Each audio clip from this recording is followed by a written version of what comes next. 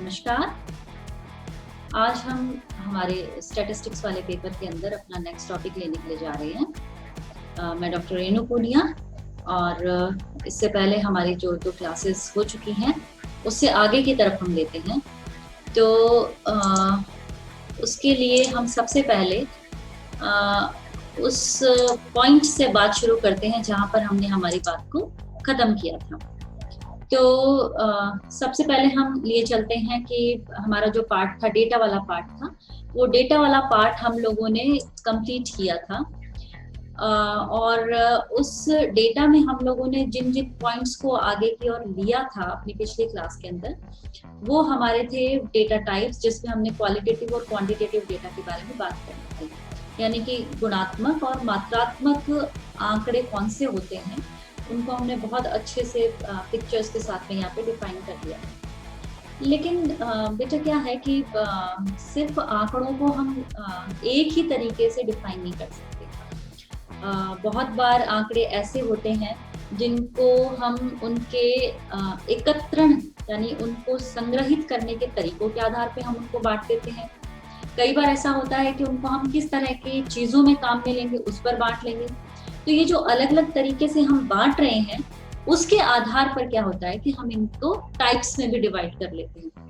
तो अगर एक सिंपल क्वेश्चन आता है कि डेटा के टाइप्स क्या हैं और आपसे 50 शब्दों में पूछा जाता है उसके टाइप्स बताओ, तो आप एक चार्ट बनाएंगे। उस चार्ट के अंदर आप लिखेंगे सबसे ऊपर डेटा या असमांक, उसके बाद में आप एक तरफ लेकर के जाएंगे, वहां पर आप लिखेंगे डेटा के एकत्रण के तरीकों के आधार पर हम उसे डिवाइड कर रहे हैं, और दूसरी तरफ आप लिखेंगे कि डेटा के किस तरह के प्रकार हैं जिनका उपयोग हम कर रहे हैं, उसके आधार पर हम उसको डिवाइड कर रहे हैं। तो इस तरह से फिर फर्दर डिवीजन हो जाएगा। तो डेटा के प्रकार गुणात्मक है या मात्रात्मक है वो हमने बात कर ली थी। तो आज हम दूसरे टाइप के बारे में बात करेंगे, साथ ही हम बात करेंगे उसके सोर्सेज और कलेक्शन के बारे में। तो चलिए हम आगे की ओर बढ़ते हैं। तो सबसे पहले रिकैप कर ले पिछले हमारे लेक्चर का। उसमें हमने डेटा और इन्फॉर्मेशन के बारे में बात की थी कि डेटा क्या होता है, इन्फॉर्मेशन क्या होता है और कैसे ये एक दूसरे से अलग होते हैं, ये भी हमने बात कर दी थी। उसके बाद में हमने बात कर ली थी गुणात्मक, मात्रात्मक, लगातार चलने वाले यानी कंटिन्यूअस, टुकड़ों में बटे हुए यानी डिस्क्रीट, इनके बारे में बात हो गई थी।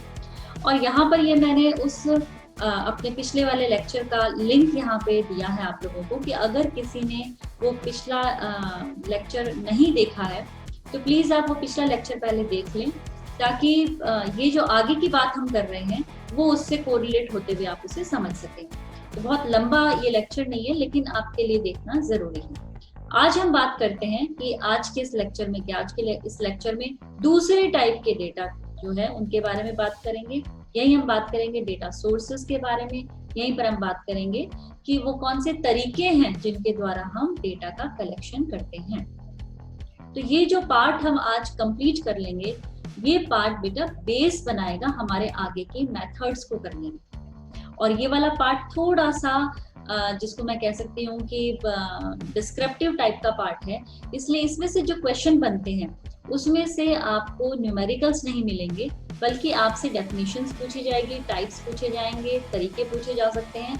तो आप अगर इसे अच्छे से तैयार कर लेते हैं तो आपके कम से कम 2 या 3 क्वेश्चन जो हैं, जो छोटे टाइप के क्वेश्चन बनते हैं, वो अच्छे से तैयार हो जाएंगे। तो चलिए हम आगे बढ़े। नेक्स्ट हम जो टॉपिक ले रहे हैं वो है हमारा डेटा टाइप्स। डेटा टाइप्स को हमने यहाँ पर 2 पार्ट्स में डिवाइड किया है। पहला है प्राइमरी और दूसरा है सेकेंडरी। प्राइमरी मतलब प्राथमिक प्रकार के डेटा और दूसरा हो गया सेकेंडरी मतलब द्वितीय प्रकार के डेटा। तो प्राइमरी डेटा, यहाँ पे हमने पिक्चर्स लगाई, इन दोनों पिक्चर्स में आप देखें। प्राइमरी डेटा जब हम कहीं फील्ड में जाकर के और उनसे प्राप्त सूचनाओं के आधार पर डेटा का निर्माण करते हैं तो वो हमारी हो जाती है प्राइमरी या प्राथमिक।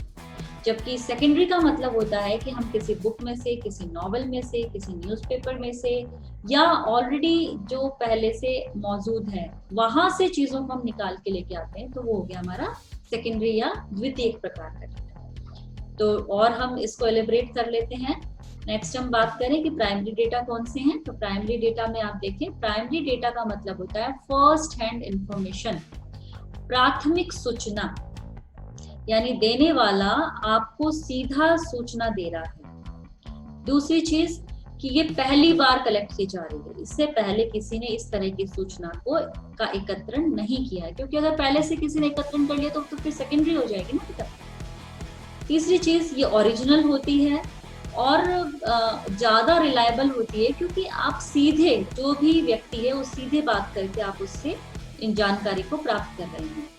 लास्ट, इसमें एग्जाम्पल के तौर पे हमने यहाँ पे लिखा है कि जैसे आप लोगों के घरों में जनसंख्या के टाइम में जनगणना के जो कार्यकर्ता होते हैं वो आपके घर आते हैं और आपसे पूछते हैं, इंफॉर्मेशन लेते हैं और आप उन्हें बताते हैं कि आपके घर में कितने मेंबर रहते हैं, नया बच्चा अगर है तो कब हुआ है, वर्तमान में कितने लोग हैं, कोई माइग्रेट होके गया यानी किसी दूसरी जगह गया है पढ़ने के लिए तो वो कितने लोग हैं, मेल कितने, फीमेल कितने, साक्षर हैं, निरक्षर हैं, कौन कितना पढ़ा लिखा है, घर में कितने रूम्स हैं, गाड़ियां हैं या नहीं है, मतलब बहुत सारी इन्फॉर्मेशन।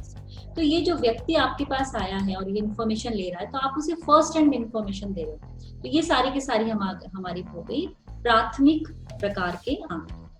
अगर हम यहाँ पर सेकेंडरी डेटा की बात करें तो सेकेंडरी डेटा, वो देखो ये एक फोटो हमने यहाँ पर एक लगाई है और इस फोटो के नीचे मैंने एक छोटी सी लाइन लिखी है courtesy.needpics.com, यानी ये फोटो मैंने जहां से ली है वो है needpics.com।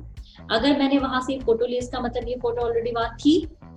अगर ये वहां थी तो इसका मतलब ये मैंने नहीं बनाई, यानी हम सेकेंड हैंड इंफॉर्मेशन को यूज करते हैं। सेकेंड हैंड का मतलब हो गया कि किसी ने पहले से वहां पर सूचना दी हुई है और हम वहां से उन सूचनाओं को ले रहे हैं, तो सेकेंड हैंड इंफॉर्मेशन पहली चीज। दूसरी चीज, these are not originally collected, rather obtained from already published or unpublished sources। हमने बात कर ली कि पहले से ये सूचनाओं का एकत्रण हो चुका है और किसी फॉर्म में ये मौजूद है, चाहे पब्लिश्ड फॉर्म में, मतलब पब्लिश यानी बुक के फॉर्म में, किसी रिपोर्ट के फॉर्म में मौजूद है, या पेपर्स के ऊपर किसी रफली लिखे हुए हैं जो अभी तक पब्लिकेशंस में नहीं आए हैं, तो चाहे कहीं पर भी मौजूद है। अगर पहले से एकत्रित की हुई सूचना को हम काम में लेते हैं तो वो हो जाता है सेकेंडरी डेटा। नेक्स्ट हम बात करेंगे जैसे कि टेलीफोन डायरेक्टरी है। टेलीफोन डायरेक्टरी में से अगर हम किसी के टेलीफोन नंबर निकालते हैं तो हम क्या कर रहे हैं, पहले से मौजूद एक डायरेक्टरी जिसमें किसी ने नंबर लिखे हुए हैं, हम वहां से किसी का नंबर निकाल रहे हैं, तो हम क्या कर रहे हैं, हम सेकेंडरी डेटा, हम सेकेंडरी इंफॉर्मेशन ले रहे हैं। ठीक है, तो क्लियर हो गया। पहला हो गया हमारा प्राइमरी डेटा, दूसरा हो गया हमारा सेकेंडरी डेटा। लेकिन ऐसे नहीं बेटा, इस पे क्या होता है कि बहुत बार क्वेश्चन कंपैरिजन में आ जाता है या सिंपल आ जाता है कि प्राथमिक और द्वितीयक समंको यानी आंकड़ों से आप क्या समझते हैं और इनके मुख्य विभेद क्या है। अगर क्वेश्चन इस तरह का बनता है तो आप अलग अलग इनकी डेफिनेशन लिखेंगे और डेफिनेशन लिखने के बाद में आप इस तरह की एक टेबल बनाएंगे और टेबल बना करके और आप वहां पर इन आधारों पर इनमें करेंगे। तो पहला आधार हमारा जो होगा वो होगा डेफिनेशन, यानी कि इनकी परिभाषा के बारे में हमने बात कर ली, हम टाइम वेस्ट नहीं करेंगे, नेक्स्ट पे आ जाते हैं हम। दूसरा ओरिजिनलिटी, यानी कि इसकी ओरिजिनल ये है या नहीं है। तो हमने बात कर ली, प्राइमरी डेटा ओरिजिनल होते हैं, सबसे पहले हम होते हैं जो इस तरह की सूचना को कलेक्ट कर रहे होते हैं। सेकेंडरी डेटा जो होते हैं वो ओरिजिनल नहीं होते, ऑलरेडी ये मौजूद होते हैं और हम इन्हें काम में ले रहे होते हैं। तीसरी चीज है यहाँ पर नेचर ऑफ डेटा, यानी डेटा की प्रकृति क्या है। प्रकृति ये कि प्राइमरी डेटा जो होते हैं वो रॉ मटेरियल होते हैं, मतलब आप कहीं गए, आपने उससे बातचीत करनी शुरू की तो हमें कुछ जानकारियां मिली और उनको हमने हमारे डेटा के रूप में ले लिया, तो ये रॉ है, हमने इनके ऊपर कोई काम नहीं किया। जबकि सेकेंडरी डेटा जो होते हैं वो आपको, जैसे ये टेबल बनाई हुई तो ये टेबल फॉर्म में मिल रहे हैं या आपको किसी सेंटेंस फॉर्म में मिल रहे हैं, यानी कि उनके ऊपर काम हो चुका है और वो फिनिश्ड होते हैं। नेक्स्ट जो है जिसके आधार पर हम इनको डिवाइड कर सकते हैं वो reliability and suitability. Primary data ज्यादा रिलायबल होते हैं क्योंकि हम खुद जा करके अपनी इंफॉर्मेशन ले रहे हैं, जबकि सेकेंडरी डेटा जो होते हैं वो कम रिलायबल होते हैं क्योंकि हमें नहीं पता कि उनका जो कलेक्शन करने वाला व्यक्ति था उसने कितनी गहनता से जाकर के इन चीजों को निकाला। टाइम और मनी की अगर हम बात करें तो प्राइमरी डेटा में कलेक्शन में हमें टाइम भी लगता है और पैसा भी हमारा ज्यादा लगता है, जबकि सेकेंडरी डेटा में आसानी से मिल जाता है। तुम लोग भी तो बात करते हो कि मैम या सर कुछ नोट्स दे दो, तो नोट्स क्यों मांग रहे हो? तुम इसलिए मांग रहे हो ताकि तुम्हारी मेहनत बच सके, तुम्हारा टाइम बच सके और तुम्हें कंसोलिडेटेड इंफॉर्मेशन जो है वो एक ही जगह मिल जाए। जबकि अगर तुम रॉ यानी बुक्स उठा करके रॉ चीजों को पढ़ के और अपने सेल्फ नोट्स बनाओगे तो उसमें क्या लगेगा बेटा, एक तो तुम्हें मल्टीपल ऑफ बुक्स चाहिएंगी यानी कि पैसा लगेगा और उसमें तुम्हारा टाइम भी लगेगा। हाँ, ये अलग बात है कि उससे बनने वाले नोट्स जो हैं वो तुम्हें ज्यादा याद रहेंगे और ज्यादा लंबे समय तक याद रहेंगे। वेल, नेक्स्ट है हमारा प्रिकॉशन और एडिटिंग।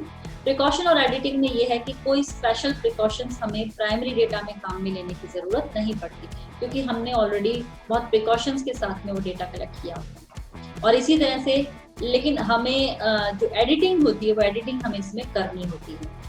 यहाँ पर क्या होता है कि सेकेंडरी डेटा के अंदर प्रिकॉशन तो हमें लेना ही लेना है, साथ में एडिटिंग भी खूब सारी है, क्योंकि जो डेटा किसी और ने बनाया हुआ, वही मैं कह रही हूँ कि जो नोट्स किसी और ने बनाए हैं वो नोट्स हो सकता है कि थोड़ा बहुत तुम्हारे टॉपिक से रिलेट करता हो लेकिन बहुत सारा ना भी करता हो, तो तुम्हें क्या करना होगा, एडिट करना होगा। तुम्हें अपने एग्जामिनेशन पॉइंट ऑफ व्यू से, या तुम्हें मैं ये कहूँ कि तुम्हें अपने किस तरह की चीजें एग्जाम पूछी जाएंगी, 50 वर्ड्स में पूछे जाएंगे, 20 वर्ड्स में पूछे जाएंगे, तो उस हिसाब से तुम्हें वो टॉपिक जो एडिट करना पड़ता है। तो ये कुछ डिफरेंस है प्राइमरी और सेकेंडरी डेटा में।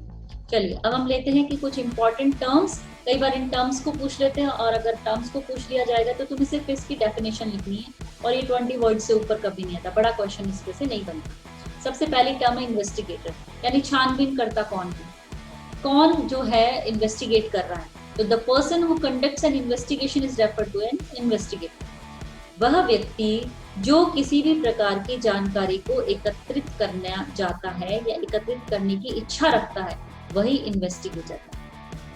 ठीक है।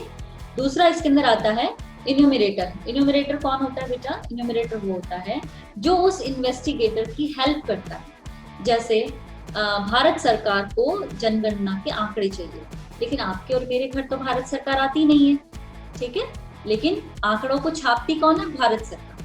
बट उनके रिप्रेजेंटेटिव के तौर पे आपके या मेरे घर पे कोई बंदा आता है और वो सारी जानकारियों को एकत्रित करके ले जाता है।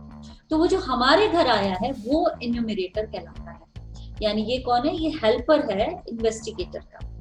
नेक्स्ट अगर हम बात करें रेस्पोंडेंट, तो रेस्पोंडेंट कौन हो गए, आप और मैं, हम लोग रेस्पोंडेंट ही तो हो गए, क्योंकि हम लोग ही तो वहां पर उनको जानकारी दे रहे हैं, तो हम लोग हो गए रेस्पोंडेंट। तो ये तीन टर्म है, इन्वेस्टिगेटर, इन्यूमरेटर और तीसरा हो गया रेस्पोंडेंट। ठीक है।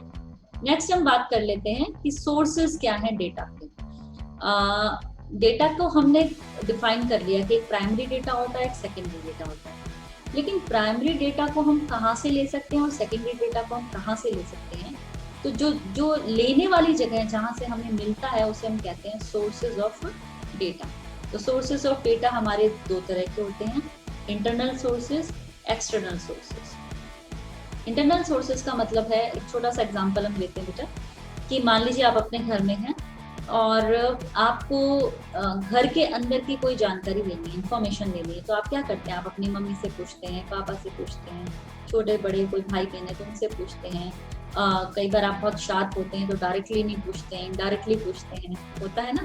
तो ये क्या हो गया, ये हो गया इंटरनल तरीका इंफॉर्मेशन लेने का। एक्सटर्नल में क्या होता है कि आप अपने पड़ोसी के बारे में कोई सूचना चाहते हैं तो अपने घर वालों से पूछने से पार नहीं पड़ेगी, हमें क्या करना होगा, हमें बाहर के लोगों से भी इंफॉर्मेशन चाहिए होगी। तो ये तरीका हो गया एक्सटर्नल, यानी किसी एक इकाई क्षेत्र से अंदर ही अंदर अगर हम सूचना का एकत्रण करते हैं तो उसे हम इंटरनल कहते हैं, और अगर उससे बाहर जाके सूचना का एकत्रण करते हैं तो हम उसे एक्सटर्नल कहते हैं। तो एक एक एग्जाम्पल ले लेते हैं। यहाँ पे हमने एक डायग्राम बनाया, डायग्राम में देखें कि एक आदमी बैठा है और वो बैठ करके क्या कर रहा है, वो अलग अलग सोर्सेज की इंफॉर्मेशन लेने की कोशिश कर रहा है। तो internal sources, when data are collected on the basis of records of the organization itself, यानी जिस कंपनी में जिस जगह पे कोई काम कर रहा है, अगर वो उसी कंपनी के रिकॉर्ड्स या वहीं की किसी रिपोर्ट को लेकर के वो इंफॉर्मेशन इकट्ठी करता है तो वो गया इंटरनल। लेकिन अगर वो बाहर की तरफ जा करके और इंफॉर्मेशन कलेक्ट करता है तो उसको हम कह देंगे एक्सटर्नल, यानी कि आंतरिक और बाह्य। हिंदी में हम इसे कहेंगे आंतरिक स्रोत आंकड़ों को एकत्रण का, और दूसरा हो गया बाह्य स्रोत। ठीक है, चलिए नेक्स्ट हम करते हैं what is the collection of data. मतलब वो वो प्रोसेस क्या है जिसको हम कलेक्शन ऑफ डेटा कहते हैं। तो कलेक्शन ऑफ डेटा का मतलब होता है बेटा कि it's a systematic way of collecting and measuring data from different sources to get a comprehensive overview of study area for policy formulation. इसमें सारी चीजें आ गई। नंबर 1, डेटा कलेक्शन क्या है? एक सिस्टमैटिक वे है, एक जिसको हम कह सकते हैं क्रमबद्ध तरीका है किस चीज का? Of collecting and measuring data, यानी कि आंकड़ों को एक आंकड़ों के एकत्रण का और आंकड़ों को मापने का एक बहुत ही क्रमबद्ध तरीका है, पहली चीज। दूसरी चीज, फ्रॉम डिफरेंट सोर्सेज। सोर्सेज जरूरी नहीं है, स्रोत जरूरी नहीं है कि एक ही हो, स्रोत अलग अलग हो सकते हैं और अलग अलग होने से ही हमें सही जानकारी मिलती है। ठीक है। तीसरी चीज कि आखिर इससे होगा क्या? ये हमें क्या देता है? ये हमें देता है एक comprehensive overview of study area. जिस भी क्षेत्र का हम अध्ययन करना चाह रहे हैं, यानी जिस भी क्षेत्र जिस भी पॉइंट ऑफ व्यू से हम स्टडी करना चाह रहे हैं, उस पॉइंट ऑफ व्यू स्टडी के लिए हमें जितनी डेटा की जरूरत है वो सारे के सारे हमें डेटा कलेक्शन से मिलते हैं। और लास्ट पॉइंट जो इसमें ये है वो ये है पॉलिसी फॉर्मुलेशन। भाई हमें डेटा क्यों चाहिए? सरकार को जनगणना क्यों करवाई जाती है जिसके अंदर इतना टाइम लगता है, 10-10 साल का रिकॉर्ड होता है, क्यों करवाते हैं? Policy formulation. किसी भी जगह के लिए पॉलिसी बनाना, किसी भी काम को एग्जीक्यूट करने के लिए पहले उसकी पॉलिसी बनाई जाती है। तो पॉलिसी के लिए हमारे लिए जरूरी हो जाता है कि आखिर हमारी इस पॉलिसी से कितने लोग बेनिफिटेड होंगे, कितने लोगों तक हमें कौन सी चीज पहुंचानी है। ये सारी चीजें जानकारी के लिए हमें डेटा कलेक्शन किया जाता है। अच्छा, एक बहुत छोटा सा एग्जांपल हम लेते हैं कि सपोज अभी लॉकडाउन चल रहा है, अभी खत्म हुआ है, अभी अनलॉकडाउन हमारा फेज नंबर 4 स्टार्ट हो रहा है, लेकिन आप लोगों को बाहर जाने की उतनी परमिशन नहीं, लेकिन आप एसेंशियल्स लेने जाते हैं। सपोज अगर आप लोगों को ये कहा जाए कि घर में हमारी सब्जी खत्म हो गई, हम सब्जी लेकर के आने, बहुत रो एग्जाम्पल मैं दे रही हूँ। तो सबसे पहली चीज आप क्या पूछेंगे कि कौन सी सब्जी लानी है और दूसरी चीज कितनी लानी है, राइट? क्योंकि ये जो कौन सी और कितनी का जवाब जब आपको मिलता है तो वो किस लिए होता है? वो एक पॉलिसी होती है कि आपको आज शाम को अगर घर में जो सब्जी बनने वाली है वो सारे लोगों को पूर्ति हो जाए, तो आप वो इंफॉर्मेशन या वो डेटा लेकर के जाते हैं कि हमें कितनी वो चीज लेके आए। तो कोई भी डेटा कलेक्ट होता है बेटा, उसके पीछे कोई ना कोई मुख्य उद्देश्य होता है और वो उद्देश्य होता है उससे रिलेटेड कोई ना कोई पॉलिसी का निर्माण करना। ठीक है। तो ये डेटा कलेक्शन की डेफिनेशन आप लोग इसे अच्छे से याद कर लेना। मैंने हिंदी और इंग्लिश दोनों में इसको लगभग पूरा बता दिया। नेक्स्ट हम बात करते हैं methods of collecting primary data. देखो डेटा की दो बात हो गई हमने, प्राइमरी डेटा और सेकेंडरी डेटा। ठीक है। अब हम बात कर लेते हैं वन बाय वन। तो सबसे पहले हम बात करें methods of collecting primary data. Primary data को कलेक्ट करने के मेथड्स कौन से हैं?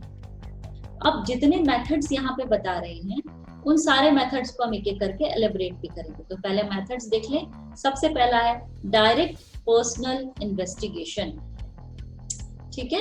सीधा वन बाय वन हम किसी के पास पहुंच करके अगर जानकारी एकत्रित करते हैं तो उसे हम कहेंगे डायरेक्ट पर्सनल इन्वेस्टिगेशन। दूसरा इनडायरेक्ट ओरल इन्वेस्टिगेशन। सीधे हम बात नहीं कर रहे हैं लेकिन हम घुमा फिरा करके कोई दूसरे लोगों के माध्यम से अगर हम इन्वेस्टिगेशन कर रहे हैं तो उसको हम कहेंगे इनडायरेक्ट ओरल इन्वेस्टिगेशन। तीसरी चीज अगर हम बात कर लेते हैं कि इंफॉर्मेशन थ्रू कॉरेस्पॉन्डेंट्स।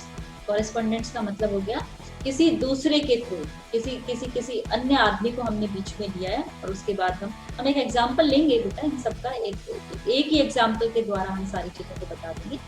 ठीक है। नेक्स्ट हमारा है टेलीफोनिक इंटरव्यू, नेक्स्ट हमारा है मेल्ड क्वेश्चनियर और नेक्स्ट है the questionnaire filled by the इन्यूमरेटर्स।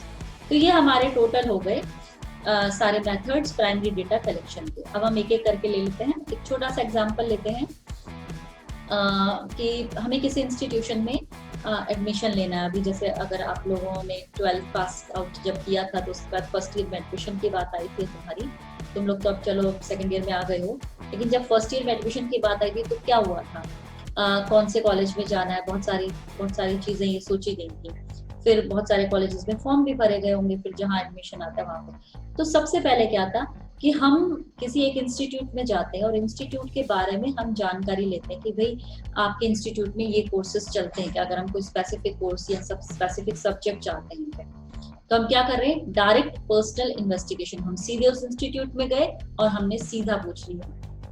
Indirect oral investigation मतलब हम उस इंस्टीट्यूट में नहीं गए बट उस इंस्टीट्यूट में काम करने वाले लोगों से या उस इंस्टीट्यूट में पढ़ने वाले दूसरे सीनियर्स से या हमारे आसपास के लोगों से हमने ये जानना चाहा कि आखिर इस इंस्टीट्यूट में कौन कौन से सब्जेक्ट पढ़ाए जाते हैं, तो उसे हम क्या कहेंगे, इनडायरेक्ट ओरल और इन्वेस्टिगेशन। तीसरी चीज, इंफॉर्मेशन थ्रू कॉरेस्पॉन्डेंस। हमें नहीं समझ आ रहा कि है या नहीं है, बहुत अच्छी इंफॉर्मेशन नहीं मिल पा रही, तो हम क्या करेंगे, हम अपने किसी भाई बंद को पकड़ते हैं जो जो जो जो हमें लगता है कि समझदार टाइप का है, और हम उससे क्या कहते हैं, यार प्लीज एक बार पता करके आना कि ये सारे वहां पर हैं। या हमारे पापा कहते हैं कि तुझे फालतू में परेशान होने की जरूरत नहीं है, मैं जा रहा हूँ, मैं पता करके। यानी कोई एक दूसरा बंदा जो है वो हमारे और उस इंस्टीट्यूट के बीच में आया, उसने जाके इंस्टीट्यूट से इंफॉर्मेशन ली और then he give to us. तो ये जो प्रोसेस होती है इसको हम कहते हैं information through correspondence. Next, telephonic interview. हमने कॉलेज में फोन किया, डायरेक्टरी सब जगह होती है, फोन नंबर मिल गया, फोन किया, हमने पूछा, हमें जो रिप्लाई मिला हम उसको क्या कहेंगे, telephonic interview. Next, meld questionnaire. हमने क्या किया, हमने हमारे 2-3 क्वेश्चंस, क्या आपके कॉलेज में ये सब्जेक्ट पढ़ाया जाता है, दूसरा इस सब्जेक्ट का टीचर मौजूद है, तीसरा इस सब्जेक्ट का स्कोप कैसा है, हालांकि सारे आंसर मिलने जरूरी नहीं है। हमने ये 3 क्वेश्चंस लेके और हमने उस इंस्टीट्यूट को मेल कर दिया, तो हम क्या कहेंगे इसको, meld questionnaire. And the last one is the questionnaire filled by the enumerator. ये जो 3 क्वेश्चंस थे ना, हम चाहते थे कि हमें मिले, लेकिन पापा ने कहा लाओ मैं पता करके आ जाता हूँ, और उन्होंने हमारे हाथ से वो पेपर लिया और गए, और शाम को हमें वो पेपर लाके दे दिया कि ये लो जी, इस पेपर ये जो क्वेश्चंस थे तुम्हारे, इसके ये आंसर उन्होंने दिए। तो the question are filled by enumerator, खुद हमारे द्वारा नहीं, इन्वेस्टिगेटर के द्वारा नहीं भरा गया वो, ये जो क्वेश्चनियर था ये इन्वेस्टिगेटर ने, एन्यूमरेटर जो बीच में आया था उसके थ्रू भरवाया है। तो ये हमने हमारे सारे टाइप्स के बारे में बात कर ली। अब हम 1 बाय 1 इसको लेते हैं, मेरिट्स पे बात करेंगे कि इस तरीके के क्या लाभ है क्या हानि है, ठीक है। नेक्स्ट हम ले रहे हैं सीधा डायरेक्ट पर्सनल इन्वेस्टिगेशन। बेटा ये मैं एक साथ ले रही हूँ, अगर आप लोगों को कोई डाउट हो तो आप मेरे जो व्हाट्सएप ग्रुप जो अपना बना हुआ है उस व्हाट्सएप ग्रुप के अंदर इंफॉर्मेशन डाल सकते हैं, अगर कोई डाउट हो तो आपको उससे रिलेटेड। डायरेक्ट पर्सनल इन्वेस्टिगेशन में अगर हम बात करें तो ये मैंने बताया था, सीधा आप इंस्टीट्यूशन में गए, इंफॉर्मेशन ली, ओके। तो इसमें क्या होता है कि the investigator obtains the first hand information from the respondent themselves. Respondent कौन है, जवाब देने वाले, इन्वेस्टिगेटर कौन है, जवाब मांगने वाला, इंफॉर्मेशन लेने वाला। तो क्या है कि सबसे पहले इन्वेस्टिगेटर सीधा जवाब देने वालों के पास जाता है और इंफॉर्मेशन लेता है। इसके ही personally visits the respondents to collect the information, जैसा कि आप खुद इंस्टीट्यूट गए, वहां से इंफॉर्मेशन ली।